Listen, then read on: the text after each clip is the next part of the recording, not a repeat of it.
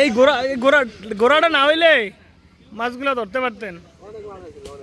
মাছ আসছিল অনেক।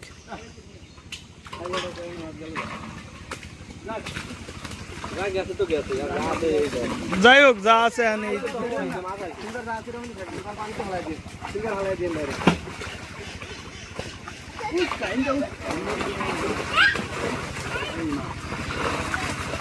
বাড়ির পুকুরে একেবারেই কোনো খাবার ছাড়া মাছ।